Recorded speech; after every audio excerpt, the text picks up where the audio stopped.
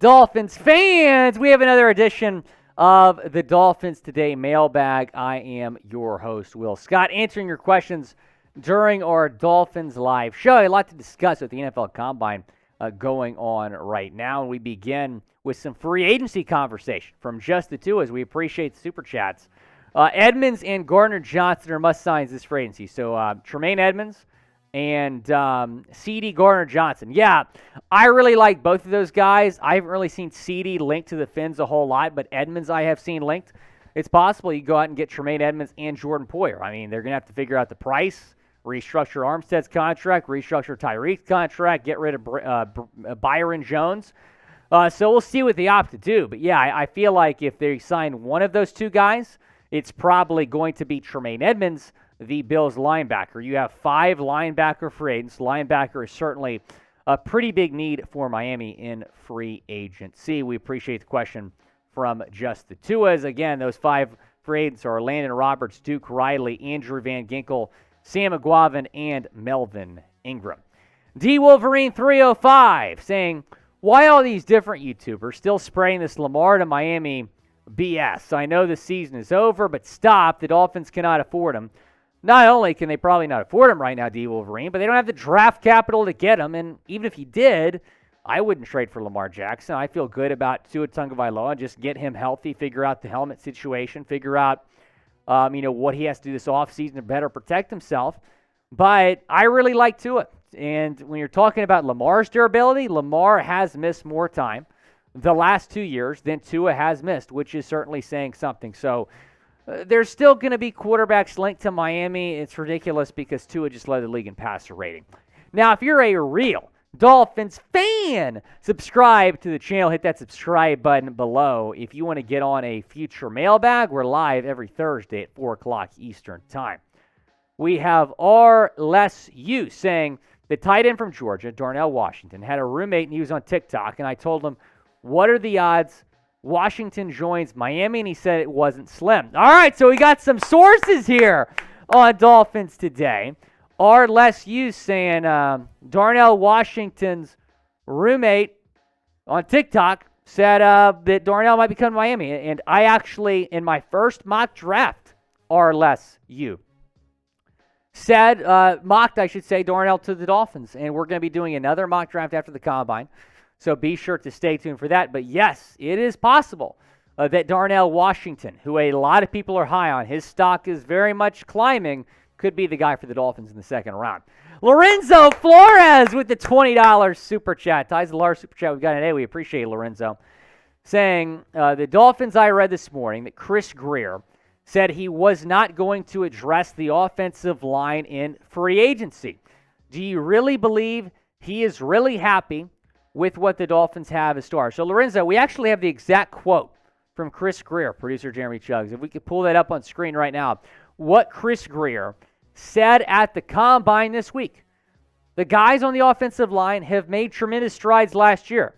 You guys have heard Mike McDaniel and Frank Smith talk about how happy he is with the development of some of the young players. Obviously, like with Austin Jackson, he just needs to stay healthy so we can get a full evaluation of him.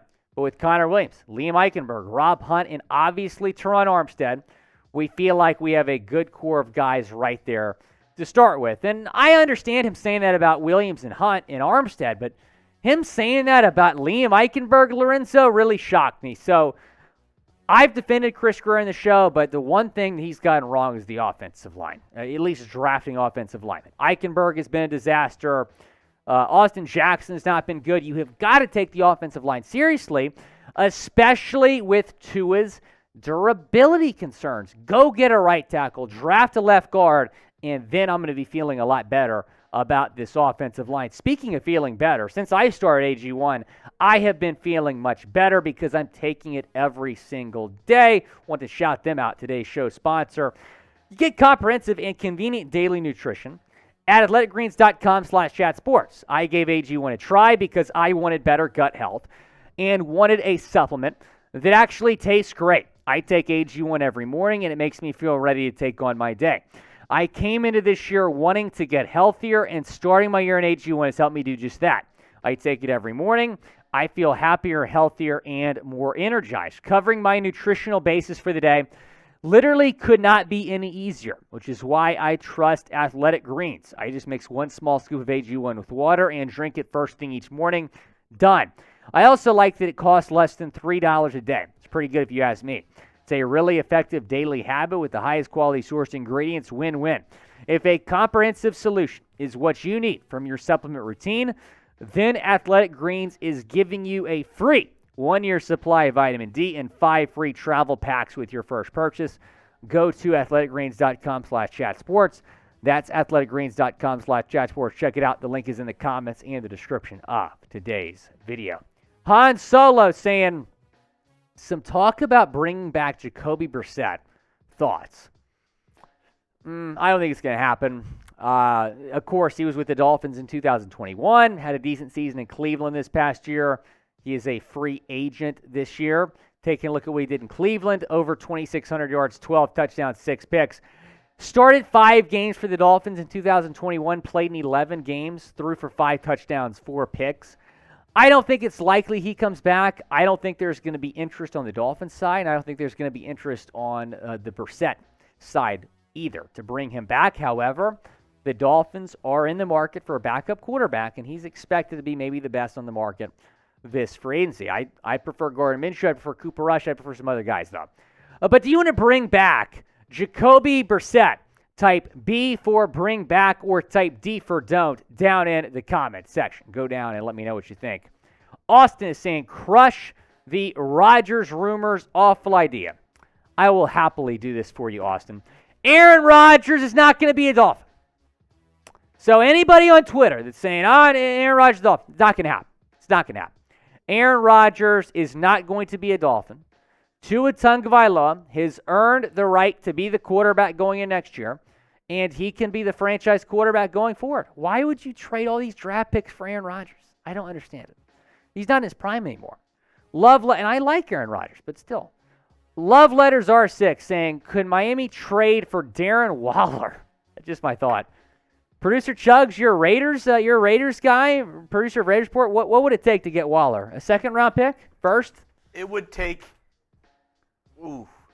either a second-round pick, or a mixture of a third and another mid-round pick. I'm not giving up a first-round pick for a tight end. No, I'm saying I'm just not. Did I say first? I think you said a first or a mixture of other picks. Oh no, so it's either a second-round. Oh, pick, okay, second-round pick. Okay. Or a mixture of like a couple of mid-round picks. I would give up maybe like a third and a fourth. Maybe a third and a fourth for Waller. Yeah. I would do that. I would give up a third and a fourth for Waller. Waller would be awesome. I mean, imagine a world where you sign Josh Jacobs and get Darren Waller in a trade. I mean, those two guys were just in Vegas. Bring them down to Miami. That would be awesome. Busch Gardens fandom saying, what do you think about getting some Bucks free agents like Fournette? Interesting question. Leonard Fournette is a guy that I've thought about. It would depend. I would not bring him in to be RB1, but as RB2, maybe. He's aging, though, so I don't know how I feel about that. I'd probably rather re-sign Mostert and then either draft or sign another running back in free agency. Levante David is who I would want from the Buccaneers, the linebacker, one of the best linebackers available in free agency. Dalton Brand saying, who will be the first free agent Miami signs? I feel like they're going to address the running back position pretty quickly. Chris Greer seems to, always kind of go after the big fish early, and here are some of those guys. Josh Jacobs, Saquon Barkley, Tony Pollard, Miles Sanders, and Kareem Hunt. I think Jacobs and Pollard and Sanders are all pretty strong possibilities. Who will be the first free agent that Miami signs? Go down in the comments section. Let me know who's going to be the first free agent that signs with Miami. We appreciate you chiming in down in the comments section. Adam Sanchez saying, who will make the biggest impact this year? I'll give you a name on offense. I'll give you a name on defense. On offense, I think Jalen Waddle is going to have a monster year. I think it's going to be even better than last year. I think Jalen Waddle is going to be insane. I think he'll be a Pro Bowler for the first time in his career. Probably should have been a Pro Bowler this past year. On defense, biggest impact, Jalen Phillips. I'm really excited to see what JP can do with Vic Fangio. I feel like Vic Fangio is going to turn JP into a monster. I really do. So appreciate the question, Adam. Sherry May, we need a strong offensive line wall in front of Tua. That's the key to our success, damn it. I couldn't have said it any better, Sherry May. I have been saying, Chris Greer, if you're watching the show, Chris Greer, I've defended you so many times on the show. You should hire me to focus on the offensive line, right? Admittedly, you could probably admit this, you've missed a few times on the offensive line, Chris. So just bring me in to be the assistant drill manager and the offensive line consultant. And I'm going to tell you to move Connor Williams back to left guard, go and draft or sign a center, sign Mike McGlinchey, draft Mock, and let's ride.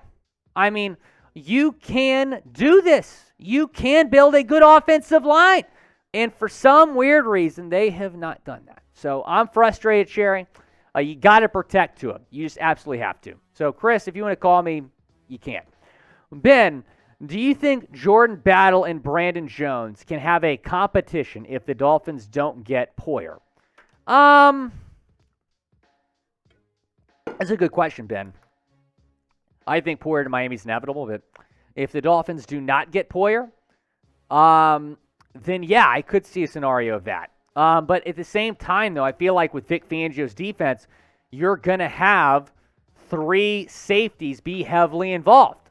So I don't really think it'd be much of competition playing time. I think both of those guys would get involved. If Jordan Battle's kind of the number 3 safety and Brandon Jones the number 2 safety behind Javon Holland, those guys will still have big roles in this team. But because Jones has a few more years of experience, obviously, than Jordan Battle is going to be a rookie, then Brandon Jones would have the leg up there for a little bit more playing time. The Elite. Thoughts about bringing back Juice? Oh, man, I would love this. I don't know, man. I mean, he's getting up there. He's obviously far removed from his prime.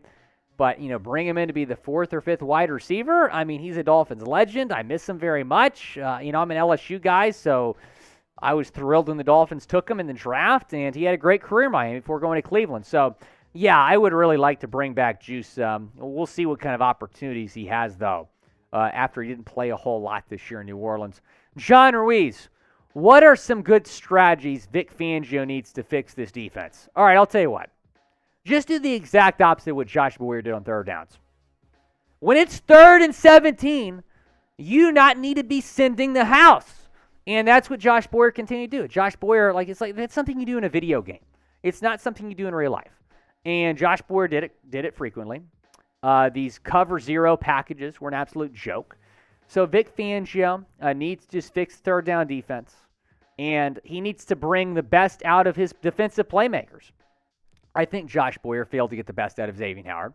I think he failed to get the best out of Bradley Chubb. I think Vic will get the best out of some of those guys, some of your best players on defense. Vic Fangio will do a much better job there, I'm sure. Subscribe to the channel if you want to get on a future mailbag. Again, we're live on Thursdays at 4 o'clock Eastern Time.